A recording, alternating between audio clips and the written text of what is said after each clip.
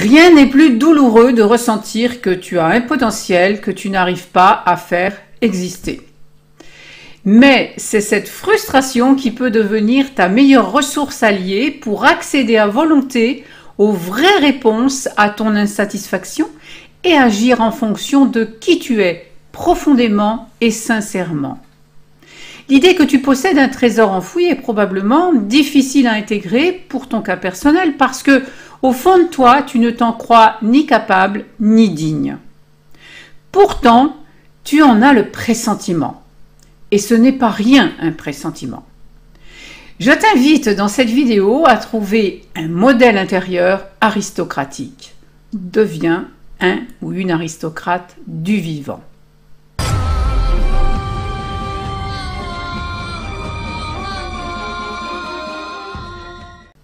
Bonjour, je suis Elisandre. Ce que je propose est destiné aux personnes prêtes à accéder aux vraies réponses à leurs problèmes et aspirations en les recevant directement du champ de conscience illimité, par coïncidence, synchronicité. Pour aller chercher des réponses dans une dimension sans limite, il faut y aller avec ce qui est sans limite en toi. Si ce que je te dis fait écho en toi, eh bien abonne-toi et active la cloche. Si ce langage ne te touche pas, quittons-nous bons amis. Si tu veux en savoir plus, par contre, il y a des liens sous la vidéo, notamment celui de mon blog, Le Royaume Amoureux, et puis aussi la possibilité de télécharger un coffret gratuit. Il se peut que tu aies fait ce qu'on appelle un travail sur toi, en développement personnel.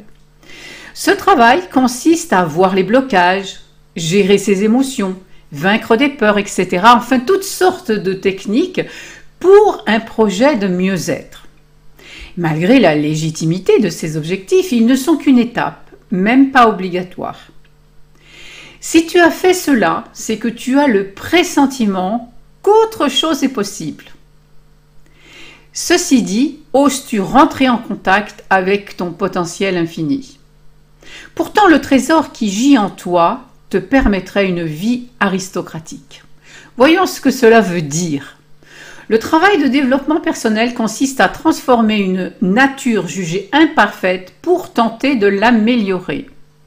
Tu as acquis cette habitude du travail à l'école où on t'a souvent forcé à faire ce pourquoi tu n'étais même pas doué. Afin que tu deviennes conforme et que tu prennes cette habitude de te forcer à faire ce qu'on te demande de faire. Et même si cela ne te plaît pas. On t'a même parfois dit que c'était pour ton bien. On fait un travail sur soi, par exemple, quand on s'efforce de bien jouer au tennis, c'est un exemple, alors qu'on n'est pas doué. Ensuite, on associe le mérite à l'effort, et voilà comment on crée des esclaves. Cela fabrique un biais cognitif qui te fait oublier pourquoi tu es naturellement doué, naturellement. L'élève peu doué mais méritant n'est-il pas préféré à celui qui possède des dons naturels? L'aristocrate, nous y voilà. Le travail sur toi n'est pas ce que tu avais prévu en venant au monde et dans ton enfance. Tu voulais être un héros parce que l'héroïsme est un besoin humain, naturel. C'est même ce qui aide les enfants à grandir. Mais c'est un besoin réprimé ensuite et dévoyé de sa raison d'être vitale. Accomplir sa vraie vocation, corps et âme, cœurs et âme. Alors aujourd'hui, il faut réveiller l'héroïsme que tu as étouffé pour retrouver ta noblesse de cœur, le noble idéal que tout homme ou femme nourrit en son âme. Jusqu'à la fin de la Révolution française, les nobles étaient censés ne pas travailler. Mais une particule à son nom n'est ni nécessaire ni suffisant pour être un aristocrate, un noble. L'aristocratie est un mode de vie. Le mot aristocrate signifie simplement excellent. Comment être excellent sinon en pratiquant ce pourquoi on est né, on est naturellement doué? L'aristocrate ne travaille pas. Il s'exerce à ses dons innés et la différence est énorme avec le fait de travailler. L'aristocrate souffre quand il ne s'exerce pas, au contraire du laborieux qui souffre de travailler en s'efforçant de satisfaire je ne sais qui ou quoi. Le mot travail vient de tripalium, qui veut dire instrument de torture. De nombreux contes merveilleux disent l'histoire de personnes ordinaires qui retrouvent leur juste place identitaire. C'est le cas par exemple du héros du conte Le Chat Botté, qui fait de son maître, fils de meunier déshérité en plus, un roi. Le conte nous dit comment faire, de manière subtile évidemment, de manière cryptée. En fait, de nombreux contes apportent les clés de retour à l'excellence, synonyme d'aristocratie. Si toi-même tu veux retrouver ta légitimité, tu trouveras un lien sous la vidéo pour un parcours de régénération, pour l'incarnation de la vie que tu souhaites au fond de toi. Les contes merveilleux servent de miroir pour révéler ta légende personnelle.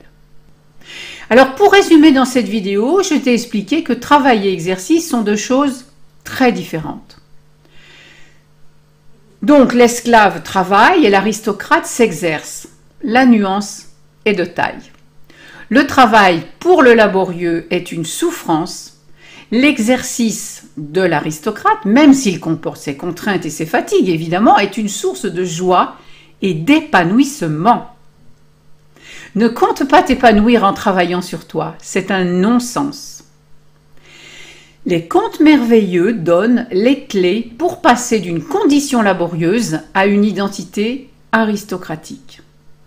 En douceur. L'aristocratie n'est plus réservée à une classe, mais il s'applique à celles et ceux qui veulent des réponses du champ de conscience illimité.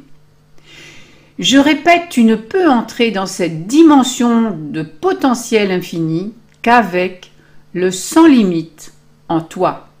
Autrement dit, le don que tu as, et tu en as forcément au moins un à révéler en grand pour transcender tes limites actuelles.